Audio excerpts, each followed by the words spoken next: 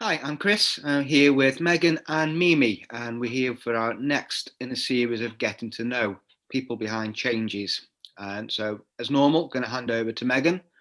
She's going to start asking some questions, and so I'll chip in from time to time. So, Megan, over to you. So, Mimi, introduce yourself to everyone and what you do at Changes. Well, I'm Mimi. I am a wellness coach. So I work with children between 8 and 11. As a wellness coach, I do peer supports, decider programs, workshops, anger, and then we've got our wellness workshop as well. And in those, we go over techniques for, of course, the children, and they can use them, and hopefully they can transfer that throughout life. And when they are worrying, when they're angry, or when they're just a little bit sad, then hopefully that will help them just to relift themselves and get on with the day. And you're pretty new to Changes, aren't you? How long have you been at Changes? So I would say I'm on my second week now. So I did start early. I am the newbie at the moment. So it's, I would say, yeah, 2 weeks. And what did you do before? So I recently graduated and I have done a placement in educational psychology, and I started my blogging. So I blog for a professional organization as well as blog and transfer my work, what I do for them as well, and my own blogs onto Instagram. So I am blogging at the moment on Instagram as well. So tell us a little bit more about that blog, what it's about, what it's for, who your audience is. So I, of course, want to open the field of mental health to the public. I initially, of course, want to be that middle person. So if they see my information, they are more likely to look, have some understanding, and then hopefully, if they want help, they can actually contact services like our own or the services available in their area. I, of course, give the general knowledge of what a disorder may be or any advice that they could do, and it ranges. So I talk about the common mental health.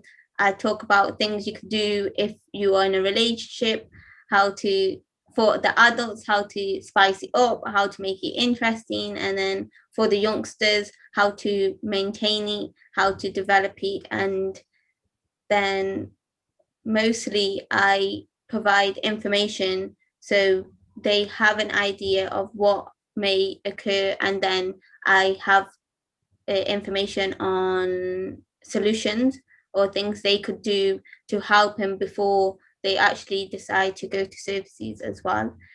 One of my main points and main areas I want to talk about is the taboo stereotypes, which are common in many minority ethnic groups. And for me, that's quite an important aspect.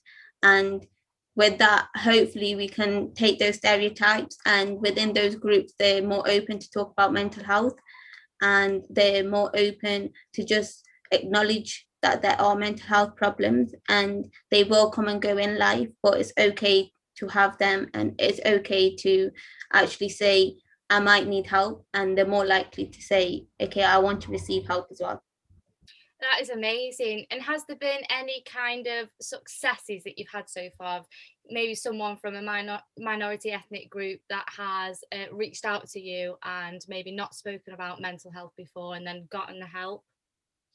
I have had a few cases, but prior to that, I, of course, at uni was talking to a lot of people, and a lot of people would approach me as they would say, you're quite open, or you put it in a way where I'm able to explain it to someone who is older, like my parents, who wouldn't understand it. But once I started my blogging, I have had people pop up to me or say, oh, could you give me a way to explain this or put it in content with the way we live? Because coming from an ethnic minority myself and within an Asian community, it's very collective. It's all about a group environment, and we do things for our group environment. And for example, the Western way of thinking, it can be very individual. It's, oh, I'm doing it. So it's about trying to find the balance between that, so that actual older generations within our communities understand that it does happen, and that it's very common. And again, it's about being able to talk in context where they would understand as well, because of course they have a past which influence their decisions and their perspectives, and it could be quite tough for them to accept mental health, because within their generation it was always put down. It was always being told, no, you need to be strong, or you'll look the weakest link within your community. So when of course their child comes to them and they say something along the lines like, I'm not feeling well recently, I feel like I'm really depressed and I don't have the words to talk to people, so I want to get help. Sometimes parents can get scared and they feel vulnerable to that emotion, and that their child is feeling like that because they weren't able to express themselves. They can be hard to tell their child to go and express. But there's some individuals where, because they've gone through that, they are more likely to say to the child, yeah, go get help. But of course, we've got one extreme and then another extreme. But I've definitely had people come to me and ask, oh, can I have a little bit more on this, or can you give me more ideas? Or they come back and say, oh, I tried the solution or the little trick you told me, and it actually really, really does work, and they've implemented it in their daily life. So for me, it's really nice to hear, and that they actually are putting what we give them into use. So it's nice. Amazing. So what made you want to go into mental health? So for me, growing up, I think I had a really good supporting network. So I would say I was quite resilient from a younger age, but there were others who were quite vulnerable and they were quite closed to talk about certain things. And up until that point, I thought, oh, it's quite normal for people to actually feel like that. But I think one thing what made me really want to go into mental health is when I saw our younger generations of people who were younger than us start to feel really low at such a young age. And of course, growing up, I was just like, oh, my childhood is going great. I'm playing with people, I'm doing things I enjoy. And I'm now looking at the younger generation, and they're not having that enjoyment, or they're having a lot of demands from social media or expectations, where I was just like, oh, it's really got a negative effect on them. And I think another thing is bereavement and loss, because growing up, I've had a lot of moments where bereavement and loss have come into play. I lost friends at a young age as well, and it changes your perspective in life. And because of that, you have a shift in dynamic. And for me, I think it was from the get-go quite important to make sure I was true to myself and how I felt. So I wanted to make sure other people were at least content to where they are, and they hope they can thrive to the best of what they can be. And then again, I think I've always wanted to put a smile on people's faces, and I just every day I just say, okay, if I'm smiling, I want someone else to smile too. So I think that's an aspect as well that made me say mental health is the best career path or choice for me. You do have an infectious smile and infectious energy as well. Even through the screen, you do make people smile. So I think you're very inspiring. Following on from what you said about the younger generation seeming to struggle more with their mental health, what do you think contributes to that? What do you think a big factor in that is? I think social media is a really big factor. Like, yes, within my generation, we of course had social media, but the younger generation, social media is there from the get-go. They are known to have technology in their hands at such a young age, and with social media, a lot is about what's being put up, and social media expresses something that says this is what you should have at this age. But of course, it's not realistic. Of course, with social media, a lot of people can put what they want to put up, but behind that, and the content behind that, isn't necessarily what they see. So I think for the younger generation, when they see something on social media, it's much more like, oh, why have I not got that, and what am I doing wrong, rather than them actually looking at, oh, what have I done, and I'm in this position, and I should actually praise myself with the things I've actually done, rather than comparing myself. Like, yes, we will compare ourselves to people, it happens, but for the younger generation, I think they've got a lot of things from social media which is being portrayed to them that they have to have, or they should know at a certain age. And for them, I think about it's about not actually learning and trial and error. It's more about you should have it in the first place, and I think that puts a lot of pressure onto them.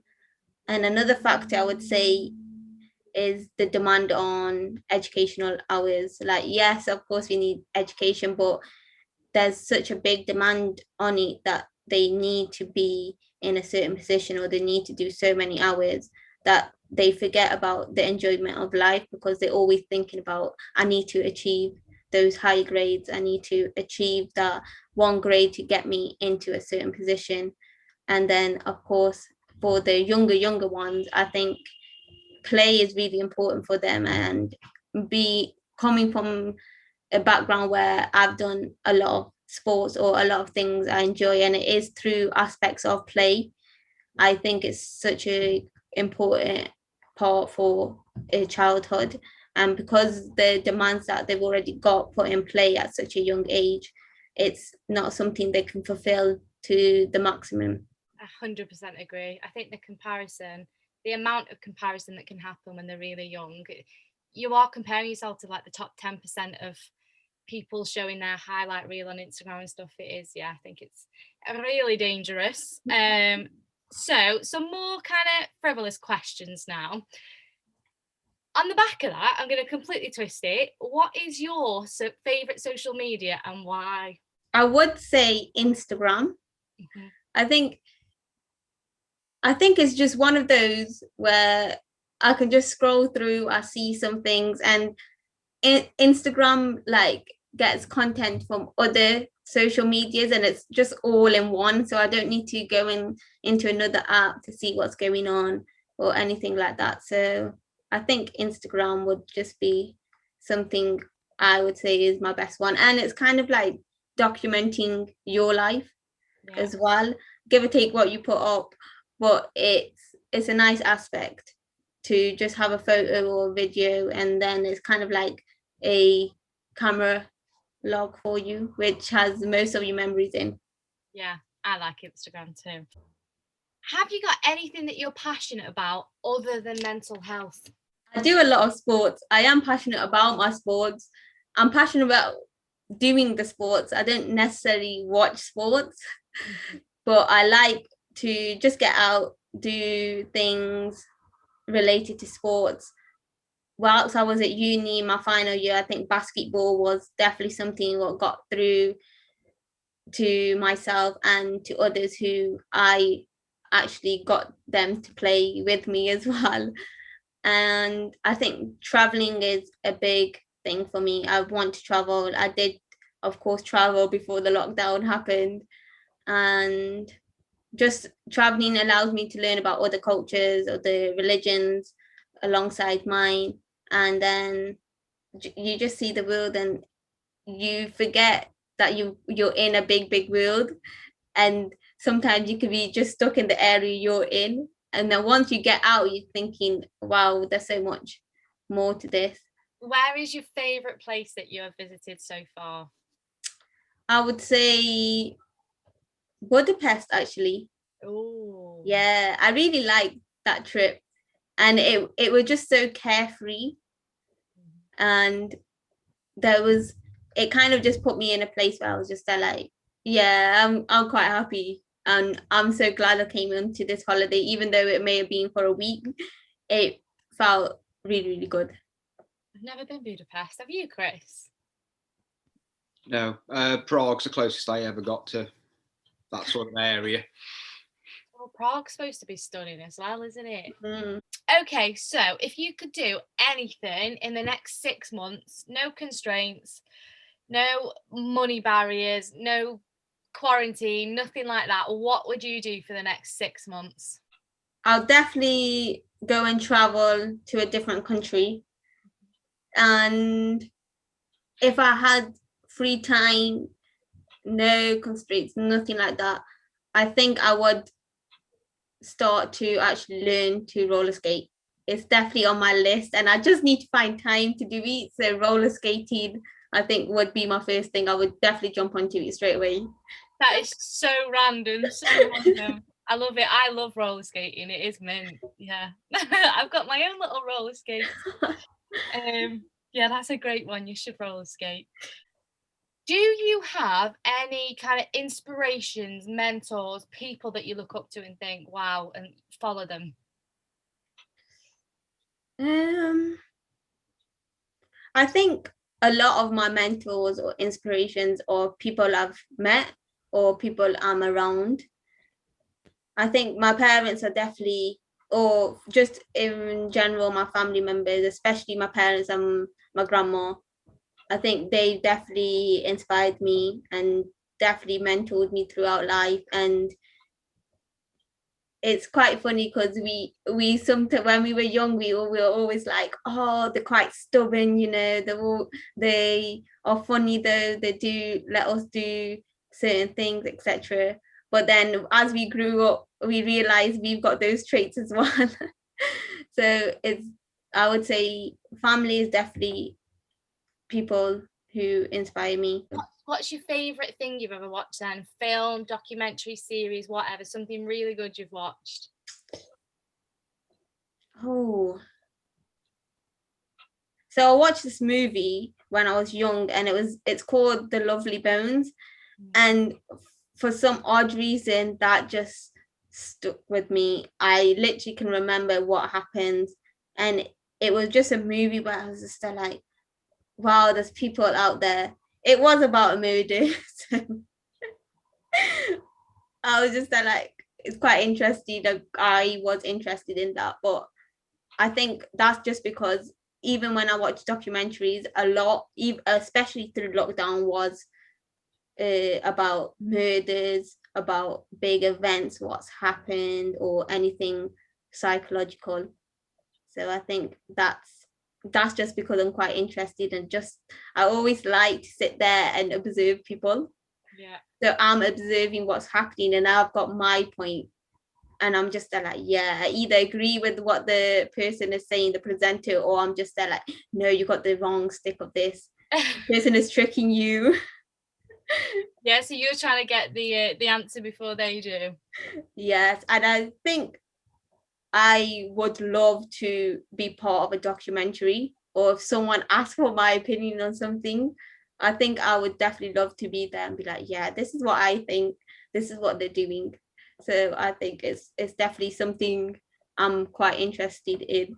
Yeah. So if you weren't going to work in mental health like you are now, what career would you do? Would you do something like detective, things like that? I think I would be a detective. I think I would be like, I want to be part of the FBI or something like that. Because I love problem solving, or I love anything where it's kind of, oh, who do you think the murderer is? Yeah. That type of thing. And then I'm always looking for cues or little things that to do with the body language. I'm kind of like, yeah, I think if I had to, I'll probably choose FBI. I love that. I can so imagine that. Right, I'm gonna do the final 5 questions. So, number 1, one piece of advice that you wish you knew sooner in life. If you had a feeling or just want to do something, go and do it now. Don't wait. Love it.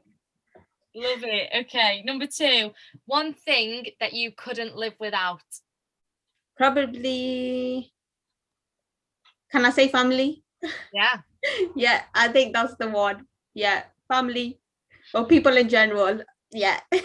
Yeah, love that. Number 3, your best coping tool for every day. So your favourite wellness tool. It will be breathing, and if so, self-care. I like to put a candle on, listen to music I really enjoy, and just be present in the moment with myself. Yeah, I think that's definitely the one which one will work for me. Amazing. Number 4, something you want to improve on. I want to improve on languages, but that's to learn sign language. I think that's a big thing, and hopefully I will be able to learn it and I can pick it up, because I've wanted to do that for quite a while, but again, it's about finding time to do it. So hopefully, I think that was something I would want to be doing to improve on. Yeah. I love that. And then the last one, actually, Chris, do you have any questions before I do the last one? You've mentioned a couple of times you like music. What do you listen to? Well, my music categories do vary. They vary a lot. So I'm quite old school. I do like my R&B and my rap here and there. I think reggae is something I, of course, listened to when I was young, because the older generation used to listen to it too. And then recent, of course, grime is there, so I definitely would listen to that. Anything upbeat, and then it goes all the way to things like K-pop, which is on the uprise. But I've listened to K-pop since probably high school days. So yeah, there's a lot. Okay, so going in with that final question, if someone is watching this now and they are struggling with their mental health, what advice would you like to give to them? No matter how big or small your emotions are, they are valid, and don't feel like you should compare yourself, or if someone is handling the same situation differently to you, that you are wrong in the way you are responding to it. And like I said, we all are going to have our good days and bad days, and those emotions what we have are okay to have, and just reach out, because services like our own are here to help, and we're here to listen. But I would definitely say the biggest point is any emotion you feel is valid, and you should acknowledge that and take it on board, and hopefully someone or something will help you. And we're not here to be perfect. We're here to say, you know what, maybe I didn't have a good day today, but tomorrow's going to be better, and I'm going to be part of that. And again, just remember where you are and what your achievements are and what you've done while in life, and put yourself in a environment where you feel like you're going to be content, and hopefully you'll be able to get the tools you need and they will help you in life. But again, all emotions are valid, and reach out. That's what I'd say. Amazing. Thank you, Mimi. Okay, thank you, Mimi, for your time. It's been very insightful. I think we've all learned a lot, and it's been lovely to meet you. And thank you as ever, Megan. Thank you. Bye-bye. Bye-bye. Bye.